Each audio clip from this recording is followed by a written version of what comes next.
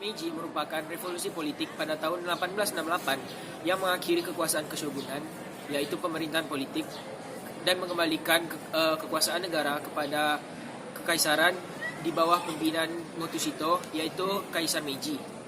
Klasifikasi sebagai era perubahan terbesar bagi Jepang dalam bidang politik, ekonomi, dan sosial. Periode Meiji juga membawa modernisasi dan westernisasi bagi negara ini. Nah, sekarang latar belakang restorasi Meiji. Sejak tahun 1603, kekuasaan Jepang dipegang oleh Keshogunan Tokugawa. Shogun memegang kekuasaan tertinggi negara, yang pimpinannya diberikan oleh kerajaan, sementara kerajaan hanya memegang otoritas simbolis. Pada era ini, kondisi Jepang sangat mengenaskan, karena pemerintahan feodal membawa Jepang kepada masa kegelapan selama berabad-abad. Ekonomi Jepang pada saat itu masih sangat bergantung pada pertanian dan hanya memiliki sedikit sekali industri. Sektor perdagangan mereka pun sangat tertutup dengan perdagangan internasional, sehingga hanya dibolehkan Belanda dan Cina yang berdagang. Selain itu, militer Jepang masih sangat terbelakang, maka sangat rentan mengalami kolonialisasi. Jepang tahu bahwa mereka sangat tertinggal pada saat Amerika datang menggunakan kapal perang besar dengan persenjataan dan teknologi canggih pada tahun 1853. Tujuan Amerika pada saat itu ingin memujuk Jepang agar membuka perdagangan internasional. Setelah peristiwa itu, tokoh Jepang menyimpulkan bahwa jika kita mengambil inisiatif, maka kita dapat mendominasi, juga sebaliknya. Akan tetapi, kehadiran Barat pada saat itu menimbulkan pro dan kontra, sehingga timbullah slogan mereka, yaitu Etika Timur, Ilmu Pengetahuan Barat. Kelompok Satsuma Chosu dan Shogun pada dasarnya tidak setuju dengan mempelajari beberapa aspek dari Barat. Namun mereka berharap kekuatan nasional Jepang yang lebih kuat dan seorang kaisar yang dapat membawa Jepang menjadi kekuatan yang disegani oleh dunia. 1866, daimyo dua wilayah Jepang Selatan membentuk sebuah persekutuan yang berusaha untuk menggulingkan Shogun Tokugawa dan menempatkan Kaisar Komei pada puncak tertingginya. Akan tetapi pada tahun 1867, Kaisar Komei meninggal dunia sehingga anaknya bernama Moshihito atau sekarang dikenal sebagai Kaisar Meiji naik pada tahtanya pada usia 14 tahun. Pada tahun 1867 itu juga, Shogun Tokugawa mengundurkan diri dari jabatannya secara resmi. Pengunduran diri secara resmi dari jabatan tidak membiarkan Shogun Tokugawa melepaskan kendali dari negara Jepang, sehingga terjadilah sebuah peperangan yang disebut dengan peperangan Boshin.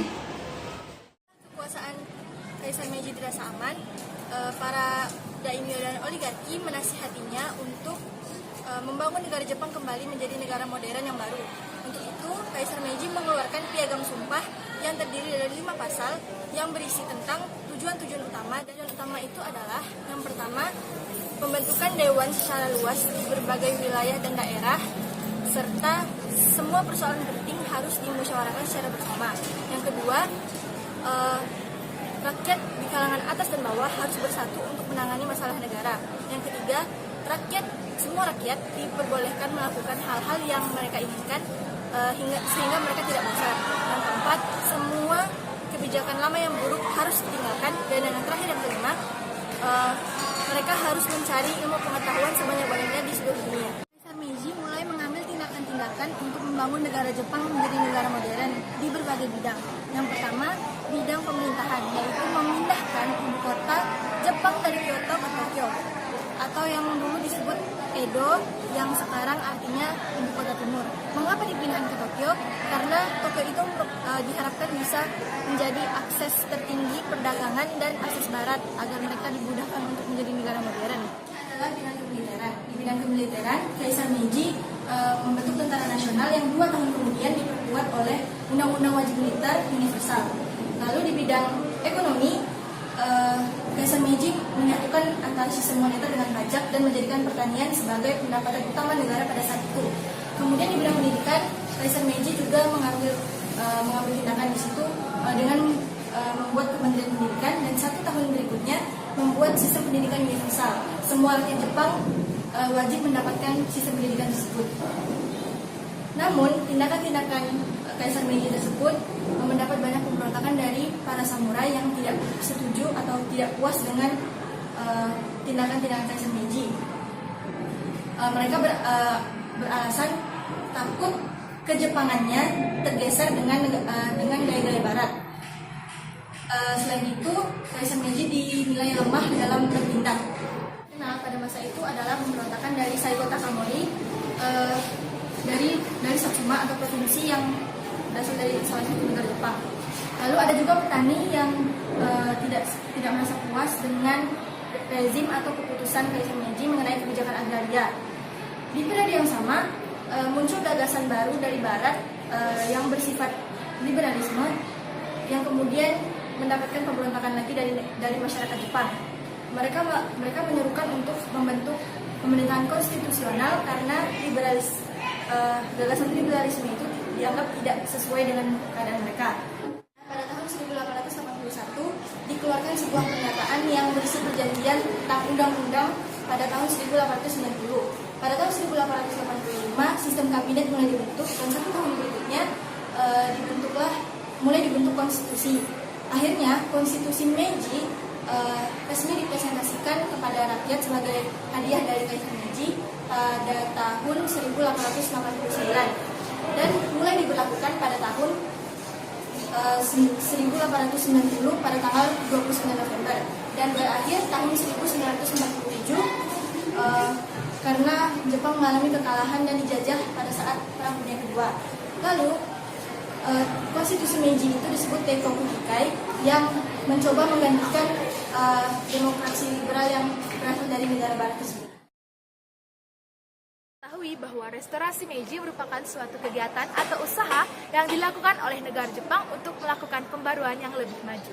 Restorasi Meiji memberikan dampak yang amat luar biasa bagi negara Jepang dalam segala aspek kehidupan. Berikut dampak-dampak yang diberikan dengan adanya restorasi Meiji. Yang pertama, dalam bidang pendidikan. Negara Jepang merupakan salah satu negara Asia yang bebas akan buta huruf. Bahkan saat ini negara Jepang menjadi pondasi atau panutan bagi benua Asia dalam bidang pendidikan. Dan yang kedua, dalam bidang pemerintahan. Kaisar Meiji berhasil menumbangkan struktur pemerintahan feodal menjadi struktur pemerintahan yang bercorak demokratis. Dan yang ketiga ialah dalam bidang ekonomi.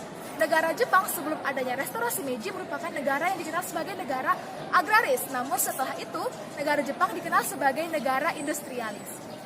Negara Jepang saat ini merupakan negara yang berhasil menguasai pasar di benua Asia, bahkan menjadi saingan berat bagi benua Eropa dan juga benua Amerika. Yang terakhir adalah dalam bidang angkatan perang.